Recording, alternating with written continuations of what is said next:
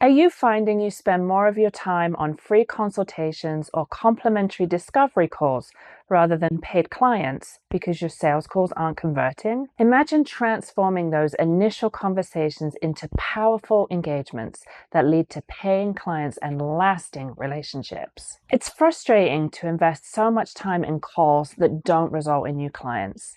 But what if you could turn that around? What if your discovery calls not only identified the needs of your prospects, but also made them realize that you are the perfect coach to help them achieve their goals? Today, we're going to uncover the secrets to mastering client acquisition through powerful conversations. You'll learn how to ask the right questions that make your prospects see the value in working with you. Let's get to it.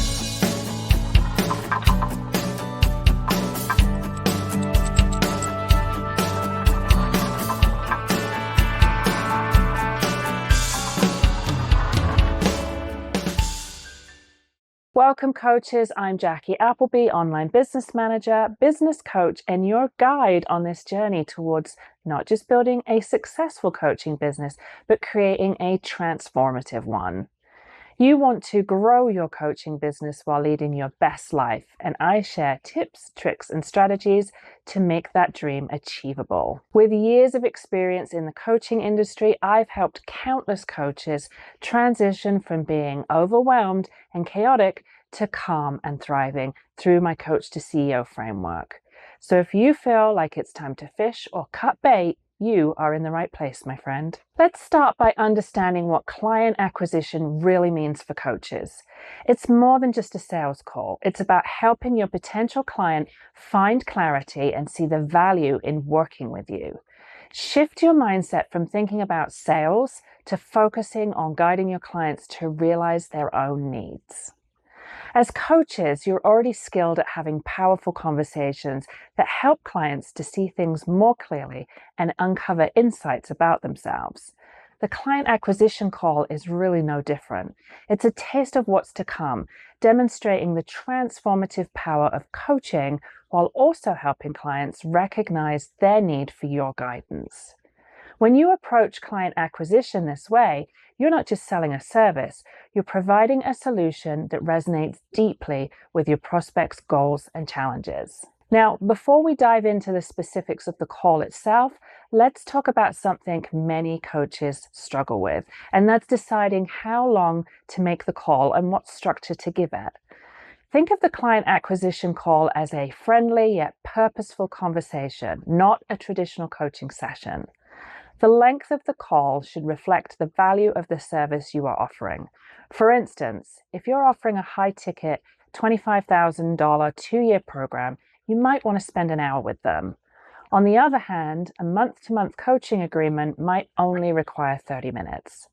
There's no one-size-fits-all here, but remember, the higher the price, the more value clients expect to experience upfront. It's about finding the sweet spot between providing tangible insights and not overextending your time. Next, give your call a unique name. Free consultation or complimentary discovery call might sound generic and overused. Your call should complement your services and act as a smooth entry point. For example, I call my acquisition call a synergy coaching call because it's all about finding the perfect energy match. This also sets the expectation that it's a mutual fit that we're looking for. Now that we've got the structure and the length sorted, let's talk about the heart of the call. Powerful questioning techniques. Now, as a coach, you're already a pro at asking questions that lead to insights and breakthroughs.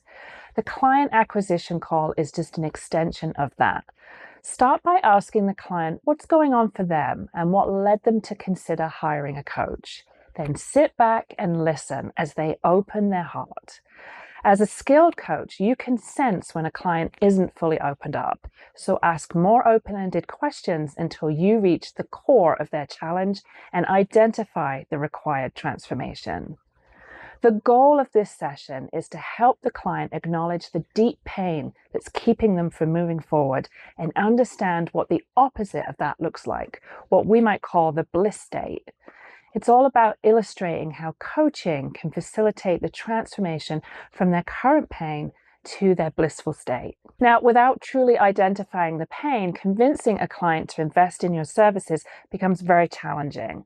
To position yourself as worth every penny, you have to connect these dots. Acquiring clients isn't just about making the initial sale, it's about connecting with them for the duration of their journey. And this connection starts right at the acquisition call. Here are some questions you can use to help the client understand that coaching would be a great fit for them. If you don't take any action towards this, will the situation get better, stay the same, or get worse? Another one is, if you do nothing, what will change? These questions help the client see that leaving things as they are won't lead to any improvement. If they truly want to get out of pain, they need to do something different. Another powerful question is, what have you done in the past to make changes? There are no right or wrong questions here, and the ones you ask will depend on the answers that they give. Just like in all coaching sessions, these calls are very individualized. The goal is to help the client realize that what they've tried before hasn't worked, even if they've tried nothing, and that they need to do something different to affect change. Remember that the definition of insanity is doing the same thing over and over and expecting different results. And to identify the required transformation that will leave them feeling successful. Once you've identified the client's pain and their desired transformation, the next step is to map this transformation to your services to start closing the sale. Ideally, you have a menu of services tailored to your specific niche that not only build on each other, but also support the entire client journey with you. If you don't have this all in place yet, you might want to consider my Programs and Pricing Pathfinder workshop for additional clarity. Now, depending on where the client is at, you may be able to immediately see which of your programs they should be in, or you may have several options that might suit the client. What's important here is to be confident in offering your services. You know your programs well. You're an expert in this area, and the client is coming to you for help. So be bold about offering your programs. And if the client asks for the price, give it, but confidently. Own your value. Don't make concessions, don't make deals, and don't give discounts. If you have pricing plans, that's different. This isn't about the client being able to afford your programs. It's about them seeing the value and knowing that it's going to move them from pain to bliss. That's priceless. And if they really want it, they'll find a way to pay for it. Many coaches feel bad when people indicate that they can't afford something. As coaches, we try to help everyone, often making deals and bringing people in at different price points. But this doesn't help you or your clients. Ultimately, it's not about the price. It's about how invested they are in making a difference in their lives. If you need to discount the price to get them in, they are not as sold on the solution as they should be, which in the long run will affect what they bring to the coaching journey. Now, let's talk about an important aspect of the acquisition call, whether to lock in a client during the sales call. This is a topic with various opinions, and it's essential to weigh the pros and cons. On the pro side, locking in a client during the sales call can provide immediate commitment, ensuring that the client is ready to start their transformation journey with you. It can also save time and reduce the risk of the client changing their mind after the call. However, there are cons to this approach. Some traditional sales tactics might pressure clients into making a hasty decision, which can lead to buyer's remorse. Instead of feeling excited and committed, the client may feel rushed and unsure, which isn't the ideal way to start a coaching relationship. A balanced approach is to present alternatives to immediate signups, which will vary depending on how your coaching menu is structured. For instance, if you need to send a personalized proposal, you might offer a follow-up call or give the client a few days to consider your proposal. This allows them to make a thoughtful decision without feeling pressured. If you've already provided the specifics of your coaching program, including pricing, and the client indicates that they want to move ahead, you can have them sign the contract during the call, and that way you get to address any additional questions at the same time. Alternatively, you can set up an appointment for an onboarding session if your time is short. To secure their spot, you can request a payment in advance, which can be taken during the acquisition call through a payment link, or you can send it after the call, or you can present it during the onboarding meeting. In my opinion, if you're worried that the client will back out after you let them go, then you haven't had an effective acquisition call. Remember, you want to work with people who genuinely want to work with you. Coaching is a highly personalized experience, and it's not about filling seats with people who aren't fully committed. If you leave an acquisition call with your client saying that they need to think about it, or they don't want to spend that money right now, these are indications that you haven't sold them the transformation. You can arrange to follow up with these individuals at a later date, but this follow-up should be another call, not just an email, if you feel that they are the right fit and you want to pursue them, that is. Trust your gut. You usually know by the end of the call if this is a client you want to work with. Be aware that some people will say one thing and mean another. Someone who says, I need to think about it, often means no, but they don't feel comfortable saying no directly. If they are willing to book another call with you to address additional questions and concerns, then that's a good sign. If they commit to another appointment during the current call, great. However, if they won't make that commitment, you likely have enough information to see how this will play out. For those who say they can't afford it, you may not have helped them see that the perceived value outweighs the perceived cost. Perhaps their desire for transformation isn't as strong as the price of the offering. You can have follow-up conversations to address this, but if the issue is purely financial, there's often nothing you can do or say to change their mind. Having effective acquisition calls is as much about knowing when to sell as it is about knowing when not to. For those who walk away without signing up, you want them to feel positive enough about their experience to recommend you to others. Knowing when to stop the chase is crucial. Ensure that the client feels fully on board and ready to commit to the coaching journey. Remember, the goal is to have the client feel excited and confident about working with you, not pressured.